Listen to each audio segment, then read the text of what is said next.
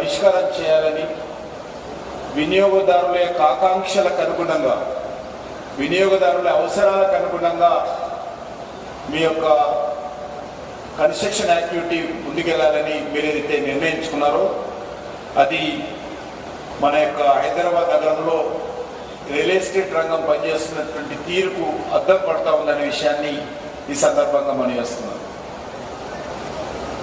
కేవలము ఒక సామాన్య మానవుని కావచ్చు, లేక ఒక ఇండస్ట్రియలిస్ట్ కూడా కావచ్చు, ఒక ఇల్లు అవసరమైనటువంటిది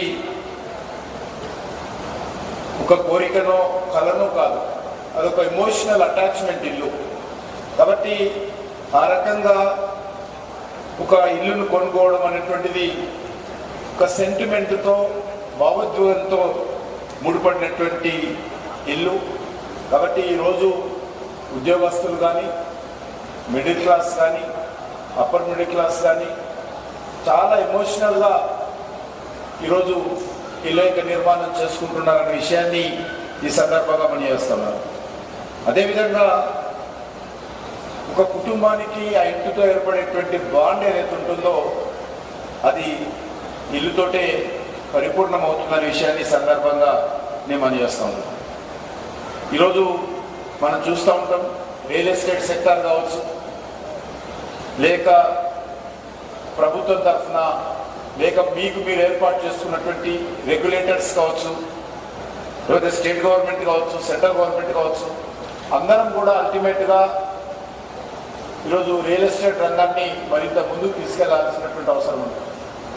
ఈ మధ్యలో ఎవరైనా కలిసిన బిల్డర్ను కొద్దిగా ఇబ్బంది ఉందండి, కొద్దిగా సేల్స్ లేవండి, కొంత పరిస్థితి బాగాలేదండి, చాలా ఇన్వెస్ట్మెంట్ పెట్టామండి, చాలా కమర్షియల్ ఏరియా అంతా కూడా పెండింగ్లో ఉంది అనేటువంటిది కూడా మాట్లాడతాం. కానీ ఏదైనప్పటికీ కూడా మనలాంటి హైదరాబాద్ నగరంలో తాత్కాలికంగా వచ్చినటువంటి చిన్న చిన్న అంశాలు ఉన్నాయి తప్ప మనం వీటి గురించి పెద్దగా టెన్షన్ పడాల్సిన అవసరం లేదు. మన హైదరాబాద్కు మంచి ఫ్యూచర్ ఉంటుందనే విషయాన్ని నేను ఈ సందర్భంగా మనం చేస్తా ఉన్నాను. ముఖ్యంగా రియల్ ఎస్టేట్ రంగంలో ఈ యొక్క కన్జ్యూమర్స్ యొక్క ఇంట్రెస్ట్ ఏదైతే ఉంటుందో, వినియోగదారుల యొక్క ప్రయోజనాలు ఏవైతే ఉంటాయో వాటిని ఒక పారదర్శకత, ట్రాన్స్పరెన్సీ సిస్టంలో మనం వాటిని పూర్తి చేయాల్సినటువంటి అవసరం ఉందనే విషయాన్ని ఈ సందర్భంగా మనం చేస్తూ ఉన్నాం.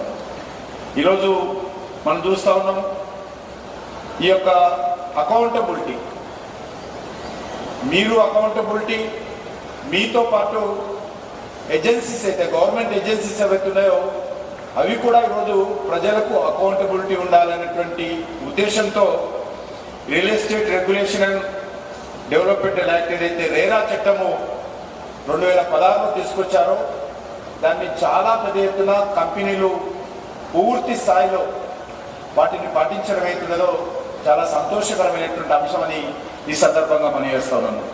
ఈరోజు మనం చూస్తూ ఉన్నాము, ఈరోజు చాలామంది ఉద్యోగస్తులు కానీ, మిడిల్ క్లాస్ ఫ్యామిలీస్ కానీ, ఆ లెక్కన మరి అప్పర్ మిడిల్ క్లాస్ ఫ్యామిలీస్ కానీ వాళ్ళు ఎంతో ఇంట్రెస్ట్ తోటి సొంతిల్లు నిర్మాణం చేసుకోవాలనేటువంటి ఆలోచనతో ఉన్నటువంటి పరిస్థితుల్లో వారి యొక్క ఆకాంక్షను నెరవేర్చాల్సినటువంటి అవసరములో మనం ఏ రకమైనటువంటి ఇబ్బందులు కలగకుండా వాళ్ళకు పూర్తి స్థాయిలో మరి మంచి ఫెసిలిటీస్ కల్పించే విధంగా ఎక్కువ కాలం మన్నికయ్యేటువంటి వస్తువులని ఈ యొక్క రియల్ ఎస్టేట్ రంగంలో మనం ఇల్లు కట్టడము, ఇల్లు కొనుక్కోవడం గొప్ప కాదు. ఇల్లు కట్టిన ఇల్లు 10 కాలాల పాటు మన్నికుండడము, మెయింటెనెన్స్ కావడం అనేటువంటిది. కాబట్టి ఇండ్లకు సాధ్యమైనంత వరకు మెయింటెనెన్స్ ఫ్రీ ఉండే విధంగా మరి తక్కువ ఖర్చులో మంచి మెటీరియల్స్ రానున్న రోజుల్లో తీసుకురావాల్సినటువంటి అవసరం ఉంది. మెయింటెనెన్స్ ఫ్రీ ఉన్నట్టు మనము మన టెక్నాలజీని, మనం వాడేటువంటి వస్తువులను ఉపయోగించినట్లయితే చాలా వినియోగదారులకు మనం మేలు చేసిన వాళ్ళు అవుతామన్న విషయాన్ని ఈ సందర్భంగా మనం చేస్తున్నాం. కొద్దిపాటి డిఫరెన్స్ తోటి, చాలా పెద్ద డిఫరెన్స్ కాకుండా కొద్దిపాటి డిఫరెన్స్ తోటి ఎక్కువ కాలం మన్నికయ్యేటువంటి మనము టెక్నాలజీ వాడినట్లయితే, అందులో టూల్స్ వాడినట్లయితే, ఎక్విప్మెంట్స్ వాడినట్లయితే మరి వినియోగదారులకు చాలా మేలు జరుగుతుంది. ఎందుకంటే ఒకసారి ఇల్లు కొన్న తర్వాత ఉద్యోగస్తులు కానీ లేకపోతే మిడిల్ క్లాస్ ఫ్యామిలీస్ కానీ మళ్ళీ రిపేరింగ్ చేసుకోవాలంటే చాలా ఇబ్బందిగా ఉంటుంది. కాబట్టి ఈ విషయాన్ని కూడా మీరు మరి ఆలోచన చేసినట్లయితే బాగుంటుంది అనేటువంటిది నా అభిప్రాయం. ముఖ్యంగా ఈరోజు మనం చూస్తూ ఉన్నాం మన హైదరాబాద్ నగరం మరి